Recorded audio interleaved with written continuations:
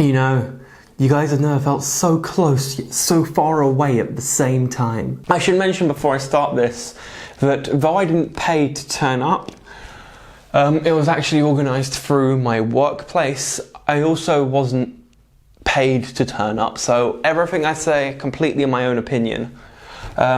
Massive thank you to Potential Difference, specifically Russell, the CEO of Potential Difference, who was the reason we were there in the first place. And thank you for the great hosting that everyone there provided. They were really nice. We turned up, they had quiche. Quiche. They also had, they didn't have champagne, that's a complete lie. They had wine, they had snacks, and they sort of went above and beyond in terms of hosting us. So thank you for that. Now, chances are you've seen the video that on Monday I was at Darknet, which is a play that's being carried out at Southwark Theatre, spelt like this, not like Suffolk, because that's a completely different place. Anyway, I had lots of fun. Here is my review, because let's be honest, no one cares about my opinion, but I can pretend you do. I want to preface it though by saying this.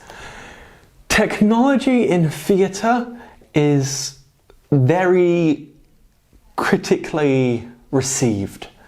The idea of going to theatre or watching a play is you turn up and it's the good old days, right? The days before phones or digital effects. You turn up and there's no sort of explosions left, right. Michael Bay would hate the theatre. Let's be completely honest here. Michael Bay directing something in a theatre would be atrocious because although his movies are atrocious, explosions make it bearable. And bearable, not good, bearable. Anyway, mini Michael Bay rant out of the way, this play is actually really good. So the way it describes a dystopian future, but it's not dystopian because it's war-torn or it's ravaged. It's not even the traditional sense of dystopian if you ask anyone else.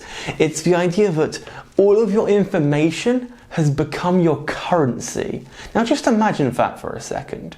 How much are you willing to give up? Because the more of your personal information you give up, the more you're worth. And the more you're worth, well, the more money you have, obviously. But imagine a society where you're encouraged to give away all of your information. A society where, you know what, who cares whether you have a cat or a dog? Well, apart from the people that are trying to sell you advertising. And what do you do when you realise, wait a second, owning a dog actually gets me £5 more than owning a cat. So why don't I pretend I own a dog? I'll say I own a dog. And the advertising companies will never know, right? They'll shovel dog ads down my throat. I won't pay attention, but hey, I'm £5 better off. And what about those people who don't want to be involved? What about those people who want to live without sharing any of their information? You see, whether or not they use, I think it was called Octopus Ink? Whether or not they use Octopus Ink might be down to them. But companies started using them as well. You see, in this play, what's happened is Octopus Inc. has a domination on the information market, right? If you want to know anything about anyone, you ask Octopus.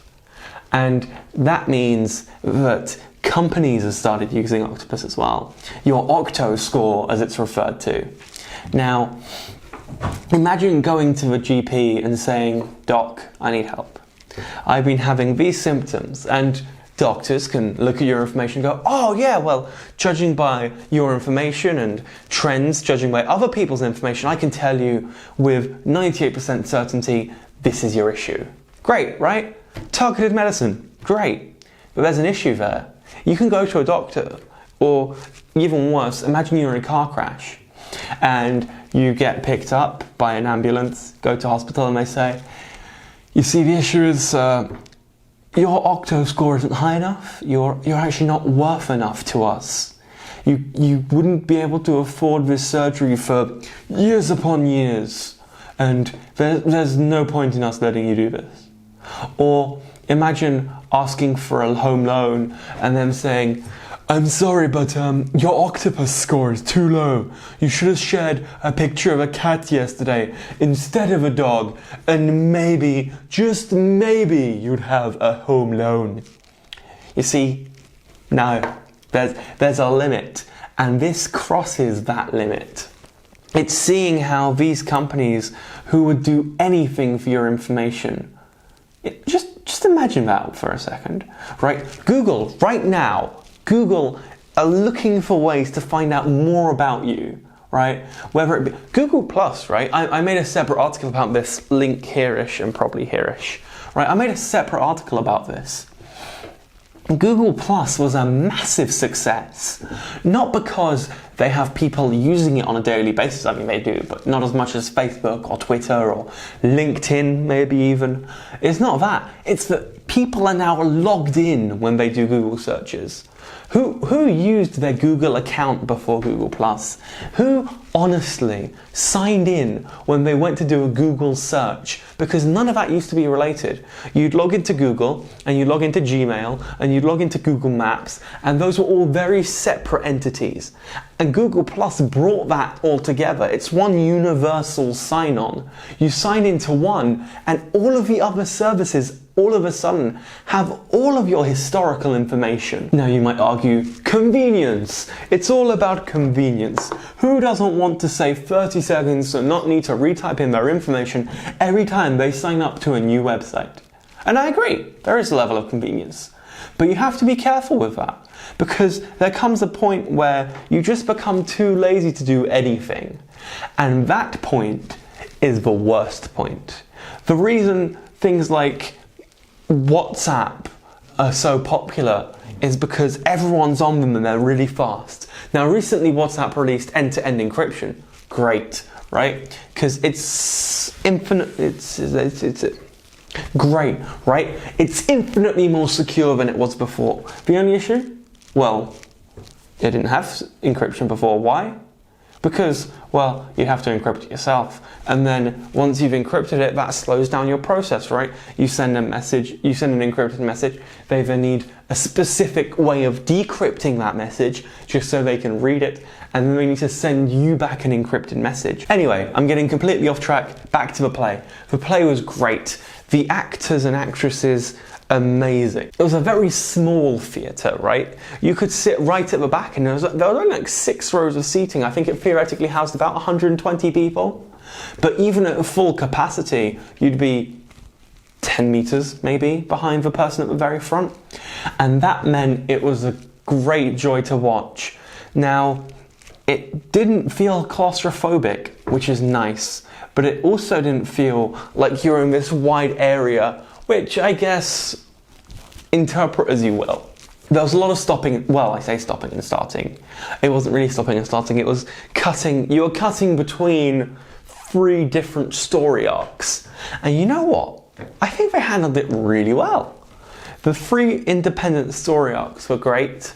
The use of only 7 actors and actresses, also very well handled. Very well handled. The use of only 7 actors and actresses, very well handled, with multiple people using up to 4 roles. Now, just imagine that. The level of costume changing that went into that, right? Because they walk on, do their bit, walk off. 5 minutes later, they're someone completely different. Just imagine that for a second. And imagine being in their shoes. You have to go from this random Romanian person to this random British person in like that. Just like that. And you have to go from, hello, my name is Shevchenko, Vitaly Shevchenko, to, hello, my name is George, and how are you doing today? And you have to go from one character to another like that. Right? No, well, there is warning, obviously they know they're doing it, but it's so instantaneous, and the entire cast played it off so well that at points I didn't even realise 3 people were the same actress.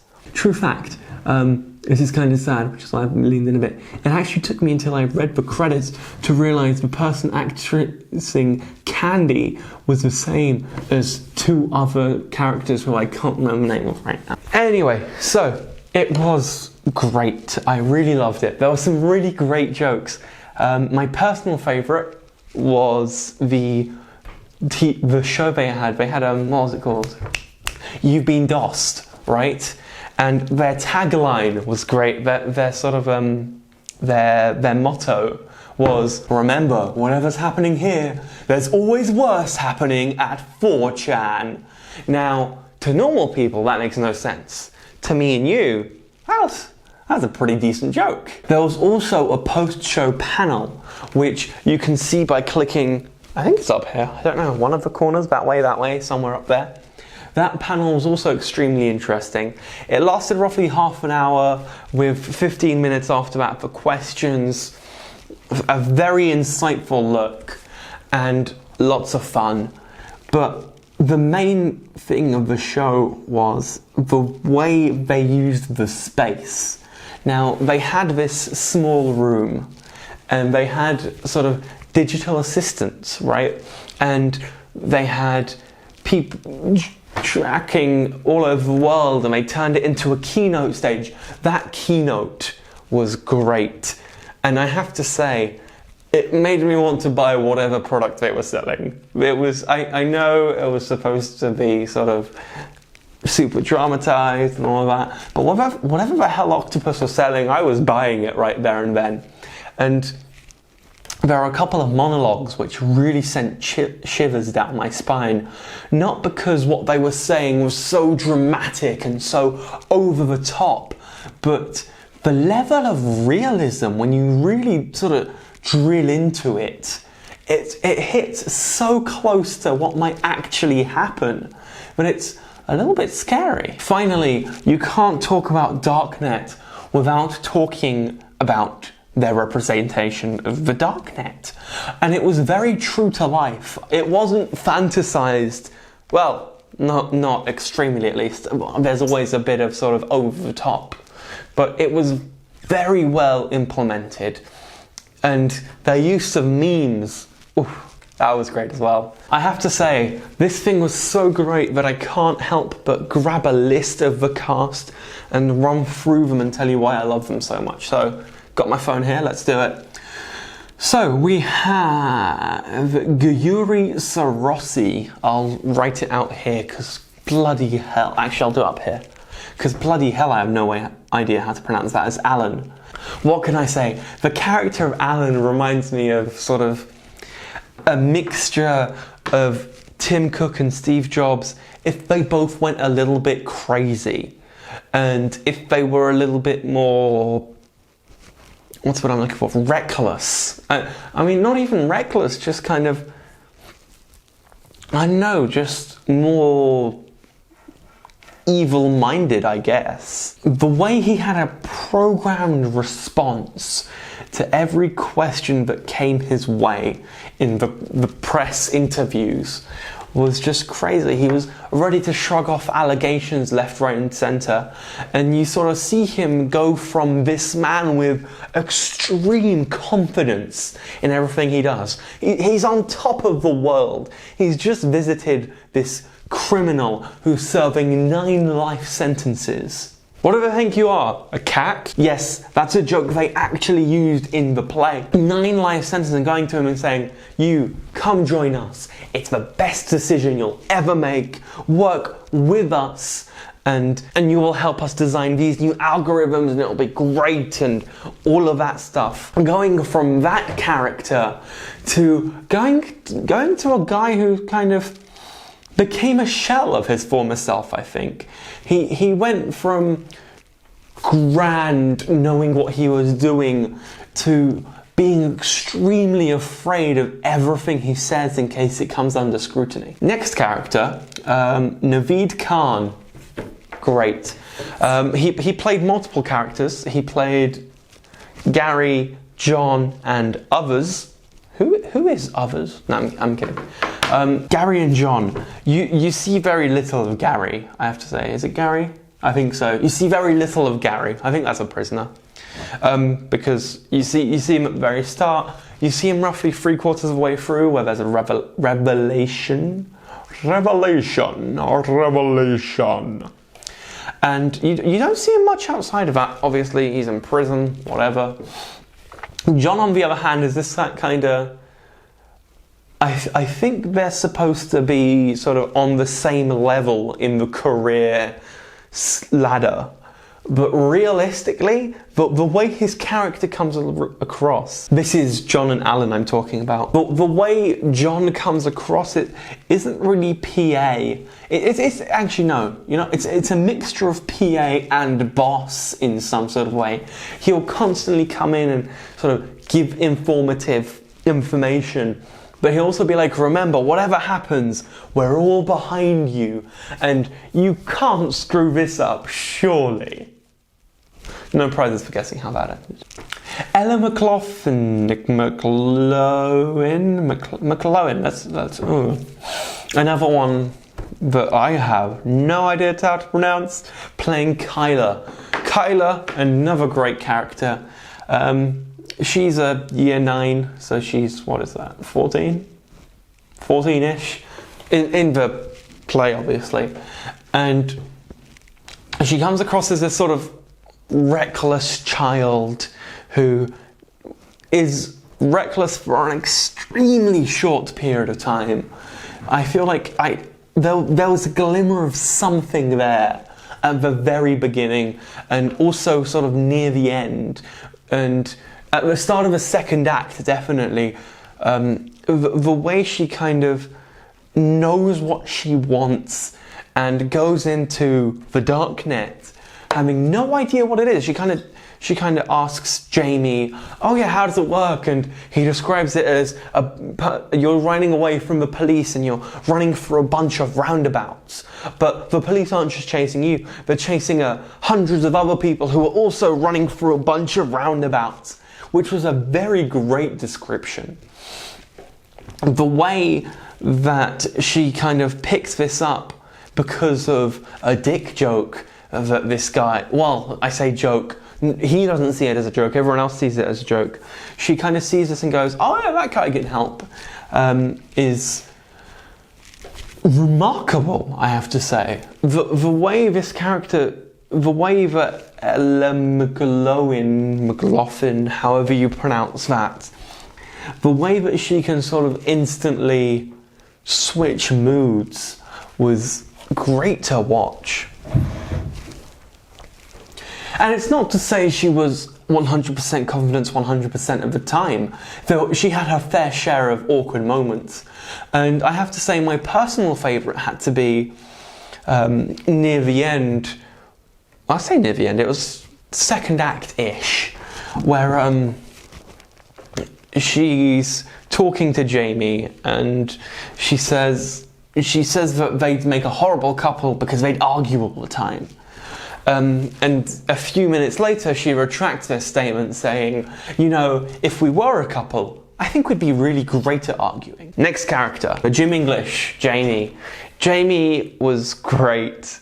He didn't deliver a dynamic emotional range, and that's not an insult. That's what he was supposed to do. Now, it's implied on multiple occasions that he may be autistic. It's sort of hinted at, and I'm not sure if the writer had this in mind, but I think Jamie is. Now, if and when you watch it, interpret that as you will, but from my point of view, from what I saw, I wouldn't be surprised if the real life version of Jamie was autistic. Now, Jamie was a very knowledgeable individual who was very good at explaining complicated things simply, if he wanted to. So he explained the whole roundabouts and running around and all of that. And then at another point he describes how he would potentially hack into the system that gets hacked. And he would say like, oh yeah, well if it was me, I'd do this, this and this, and over a period of months, this and this would happen, and then this and that, and that's how it would be done. And obviously Kyla, being sort of the innocent person, depending on your definition of innocent, it is great. It is, the delivers a range that isn't the standard range you'd imagine. It's not the emotional range, it's the sort of, it's so hard to describe. There's a range there, but I'm not sure it's a range in.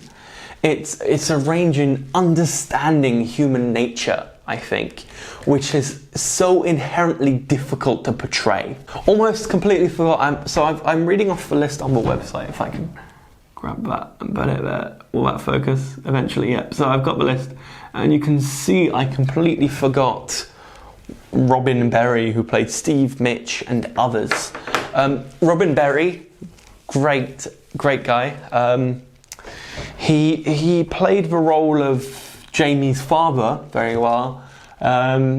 Very great timed penis jokes, which makes sense in the context of the show. He also plays the role of the hacker, the host of You've Been Doxxed, which is sort of very different to the role of a highly concerned single father, obviously. So he comes out in this hoodie, and he has a bit of a beard, a ginger beard, and I think he makes the most drastic switch between characters, and he handles it with grace. He does it amazingly. He goes from, Jamie, what are you doing up there? To, oi, what's up? It's your boy Hacksaw. I don't remember the guy's name. It's your boy Hacksaws. We're gonna dock someone in it, fam. And he does that switch with such ease that it's just a joy to watch. We then have Rosie Thomson, who can't be forgotten, as her role as, what was her name again? Hang on. Stacy. Stacy is Kyla's mother. Single mother, drug addict, very concerned about her octo. How's a safety peg? Clove peg. Very concerned about her octo score. It's low enough as a drug addict and blah-de-blah-de-blue-blah. And you see her trying to go get help. And I think that was the scene that really cemented the idea, the scale of Octopus Inc., where she goes in asking for help, saying that she needs some form of medical assistance for this drug problem she has. And they say, yeah, of course, you just sign here and we will do it. And she goes, will it affect my octo score? And the doctor says, well, you will find that there will be a short period of dip in your octo score. And it shows just how widespread this thing has become. She also plays the role of personal assistant for Alan. Now, I've forgotten the name of the personal assistant's name. Was it Charlotte? It might have been Charlotte. Let's call her Charlotte regardless. And the way that she went, so you could believe she was if you heard her over the phone, I think you'd be hard pressed going, oh no, that's just a human pretending to be an AI. And that was really great in its own accord as well. And last but not least, we had Greer Dale-Foulkes, something. Again, name up there. She played the role of Candy, who was one of the more interesting characters. She played a cam girl who gets doxxed, and I have to say the blue wig really won it over for me. That kind of the bright blue wig, her Lithuanian or Romanian or whatever accent it was, also very good. I say very good, like I've ever been there. It's good for someone who has no idea what the hell they're listening to. And that's an important note. I'm saying what I think. I have no knowledge in theatre. What the hell? Who do you think I am? I'm a tech geek, not a theatre geek. If you want to watch a proper review, go elsewhere. Now, it is safe to say that everyone deserves a second round of congratulations, because as well as playing all of those characters, they had only 4 weeks of rehearsals. So they were rehearsing up until 1 or 2 weeks ago. This play runs for roughly 4 weeks, so if you want to go right now is the time to buy your tickets, because they're only around until the end of next week, I believe. And the way they sort of had that chemistry already. Now, it isn't one of those plays where they are constantly sort of playing off each other and that chemistry would really sort of throw sparks and shine. But there weren't any moments where you felt like they were just reading lines off a page and they were just kind of doing what they had to do. Now, if you want to know why I love this play so much, if you go onto the website, they have a summary and a list of the cast and when the post-show talks are running and a video trailer and a gallery and all of that wacky fun stuff.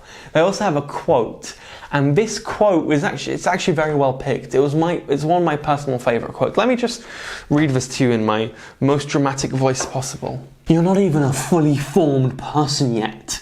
Your face is changing and your bones are still growing, but already there's a detailed map of your personality out there, and companies you've never heard of are getting rich off it. Now that line on its own showed off the level at which it had gone to, and it's not fully implausible, right? There might come a point where a company like Google decides, you know what, why don't we just tell the public we're selling all this information and then sell it, because why the hell not?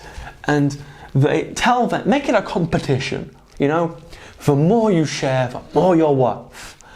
And that could actually happen. Just think about that. That would be devastating, would it not? The play portrays this sense of inevitability, because after everything that happens with Octopus Inc., a different company rolls in. And I forget the name of the company. Is it mentioned? I highly doubt it. Let me take a quick look. No, it's not. And a different company roll in and they say, yes, Octopus, you see, they had it all wrong. I know what we need to do. We need to share their information. But where they went wrong is they didn't share their algorithms. So we need to share everyone's information. We need to tell everyone we're sharing their information. And then we need to tell them how they're weighted and why they're weighted in that way. And they think they've come in and they've solved everything. But obviously there's going to be something wrong there as well. And that's just a matter of time.